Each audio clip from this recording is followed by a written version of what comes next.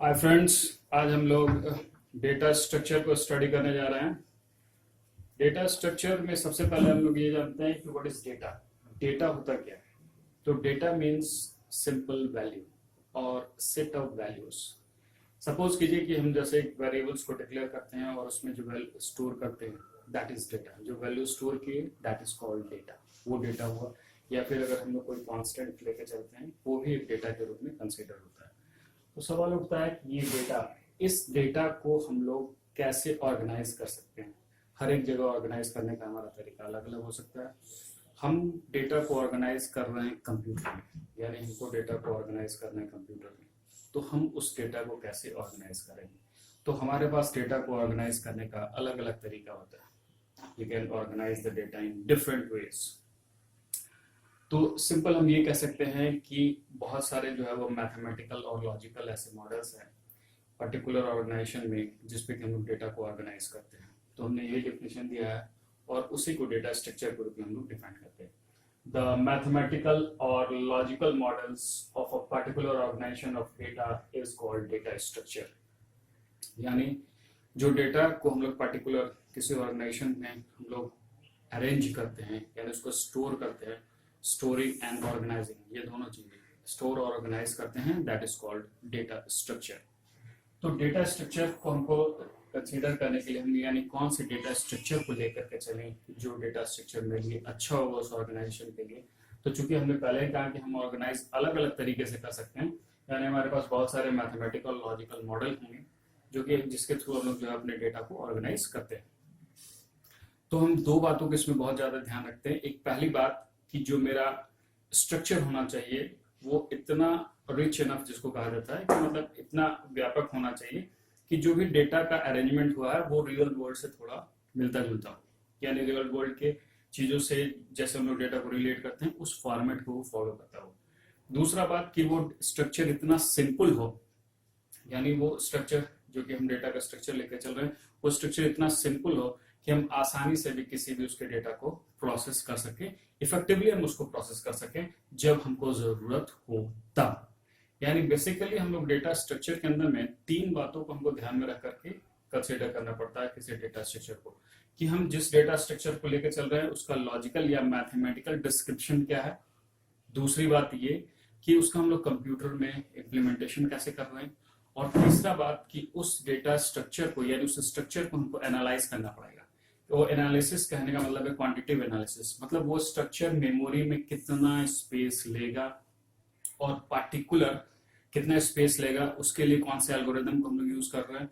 और दूसरा कि उसको प्रोसेस करने में यानी पर्टिकुलर डेटा को किसी को प्रोसेस करने में या फिर जो ऑपरेशन उस पर परफॉर्म कर रहा है उसको परफॉर्म करने में कितना समय लगेगा, यानी टाइम। इसीलिए कहते हैं कि वो एल्गोरिदम्स साथ में यानी डेटा स्ट्रक्चर के अंदर में हम लोग सिर्फ डेटा को स्टोरिंग एंड ऑर्गेनाइजेशन की ही नहीं बात करते हैं, हम लोग इसमें इस बात को भी लेके चलते हैं कि कौन कौन से एल्गोरिदम हम लोग यूज कर रहे हैं जो कि हम इस डेटा स्ट्रक्चर पर इम्प्लीमेंट करने वाले हैं किसी डेटा को प्रोसेस करने के लिए। यानी जो भी ऑपरेशन हम परफॉर्म करने के लिए उस ऑपरेशन को परफॉर्म करने के लिए कौन से एल्गोरिदम को लेकर के चले ताकि हमारे डेटा का अच्छे से यानी सिंपल वे में उसका हम लोग प्रोसेसिंग कर सके।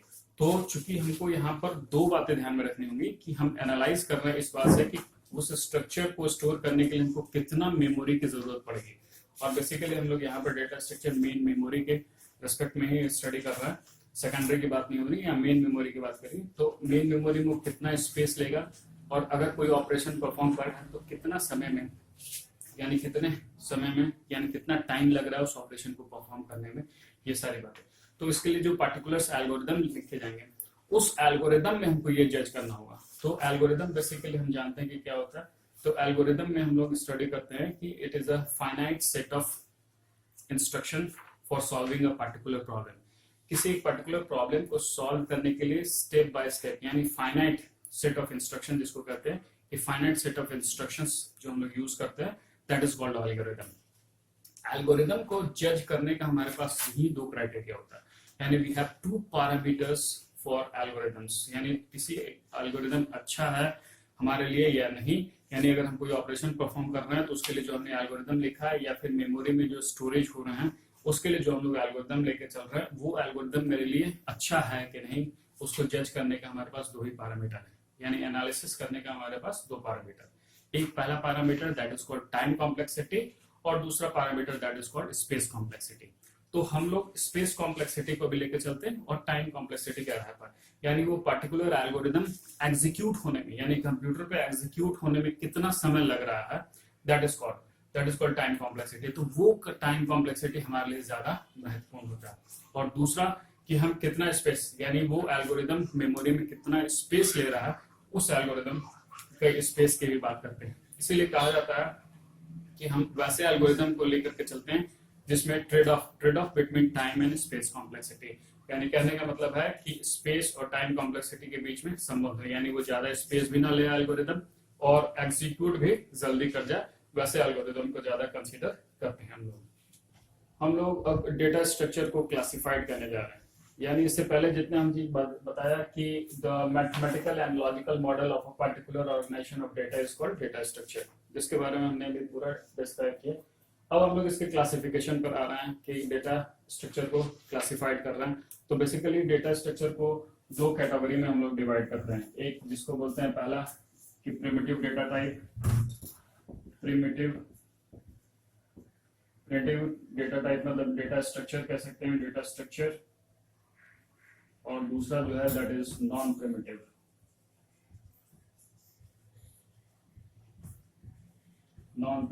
Data structure. Primitive data type या प्रिमिटिव स्ट्रक्चर कहेंगे जो फंडामेंटल डेटा टाइप है किसी प्रोग्रामिंग लैंग्वेज का, जो भी फंडामेंटल डेटा टाइप हैं उस पर्टिकुलर लैंग्वेज के।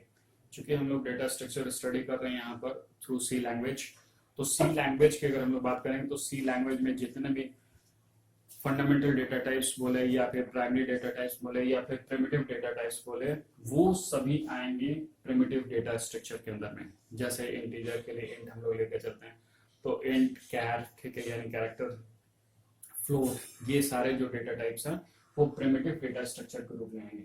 यानी इनका स्ट्रक्चर्स जो है ऑलरेडी एक तरह से डिफाइंड है, हम मेमोरी में अगर लेकर के चलेंगे तो कैसे लेकर आना है और ये चीजें पहले डिफाइंड है। इसीलिए बेसिकली जो प्रिमिटिव और नॉन प्रिमिटिव डेटा स्ट्रक्चर है, यानी डेटा स्ट्रक्चर को भी हम लोग एब्स्ट्रैक्ट डेटा टाइप के रूप में लेकर के चलते हैं, यानी कहते हैं एब्स्ट्रैक्ट डेटा टाइप। एब्स्ट्रैक्ट कहने का मतलब होगा कि वो कैसे, how it, what it does, मतलब ये क्या करेगा उस पर डिपेंड करेगा। हम इस पर नहीं जाएंगे कि ये कैसे करता है, हमें ये क्या करेगा, ठीक है, वो हमारे लिए इंपॉर्टेंट है, हमारे लिए ये इंपॉर्टेंट नहीं है कि ये कैसे करता है। तो हम जो प्रिमिटिव और नॉन प्रिमिटिव लेकर के चलते हैं, तो प्रिमिटिव और नॉन प्रिमिटिव को बेसिकली हम लोग एक एब्स्ट्रैक्ट डेटा टाइप के रूप में कंसीडर कर सकते हैं। तो प्रिमिटिव डेटा टाइप के अंदर में, डेटा स्ट्रक्चर के अंदर में हमने आपको बता दिया कि जो भी फंडामेंटल डेटा टाइप किसी प्रोग्रामिंग लैंग्वेज के होंगे वो प्रिमिटिव डेटा स्ट्रक्चर के रूप में कहे जाएंगे। नॉन प्रिमिटिव कहने का मतलब है कि इसी प्रिमिटिव से कंसीडर करके, यानी इसी प्रिमिटिव को डिराइव करके जो और भी स्ट्रक्चर्स जो हम लोग डिफाइन करेंगे वो होगा हमारा non primitive data structure. Non primitive data structure आगे चल करके दो भाग में हम लोग उसको फिर डिवाइड करते हैं। एक होता है लीनियर डेटा स्ट्रक्चर और दूसरा होता है non linear data structure. Linear data structure वैसे डेटा स्ट्रक्चर को कहेंगे जिसका हम लोग एक सीक्वेंशियली हम डेटा को जो कंसीडर करते चलेंगे आएंगे, या फिर सिंगल लेवल, एक ही लेवल में हम लोग सारे डेटा को स्टोर करते चले जाएंगे। these types of structures are called linear data structure। और इस linear data structure के अंदर में हम लोग स्टडी करते हैं बेसिकली array, और इसके अंदर हम लोग linked list, stack and Q. और नॉन लीनियर डेटा स्ट्रक्चर वैसे डेटा स्ट्रक्चर को कहेंगे कि जो कि लीनियर नहीं हो, या फिर हम लोग कहेंगे मल्टी लेवल्स जो है स्ट्रक्चर है, उस मल्टी लेवल्स डेटा स्ट्रक्चर को हम लोग नॉन लीनियर डेटा स्ट्रक्चर के रूप में कंसिडर करते हैं। तो नॉन लीनियर डेटा स्ट्रक्चर के अंदर में हम लोग स्टडी करेंगे ट्री और दूसरा ग्राफ, ये दो। तो यानी हम लोग जो क्लासिफिकेशन ऑफ डेटा स्ट्रक्चर के अंदर में दो तरह से हमने इसको क्लासिफाइड किया, एक पहले प्रिमिटिव डेटा स्ट्रक्चर के रूप में, दूसरा नॉन प्रिमिटिव डेटा स्ट्रक्चर के रूप में। प्रिमिटिव डेटा स्ट्रक्चर के रूप में जो कि हम लोग ने कहा कि, और हम लोग इसको कह सकते हैं कि फंडामेंटल डेटा टाइप्स जो हैं फंडामेंटल डेटा टाइप्स के रूप में जो कंसीडर किए जाएंगे वो प्रिमिटिव डेटा स्ट्रक्चर के रूप में आएंगे, और नॉन प्रिमिटिव डेटा स्ट्रक्चर के रूप में जो कि प्रिमिटिव से डिराइव्ड होकर के, यानी प्रिमिटिव डेटा स्ट्रक्चर को यूज करके जो हम लोग फर्दर डेटा स्ट्रक्चर डिफाइन करेंगे, that is called non primitive data structure. और इस नॉन प्रिमिटिव के अंदर में भी हम लोग दो तरह के स्टडी करते हैं, एक लीनियर डेटा स्ट्रक्चर, दूसरा non linear data structure. Linear data structure के अंदर में हम लोग स्टडी करेंगे array, link list, stack queue, और नॉन लीनियर डेटा स्ट्रक्चर के अंदर हम लोग स्टडी करेंगे ट्री एंड ग्राफ।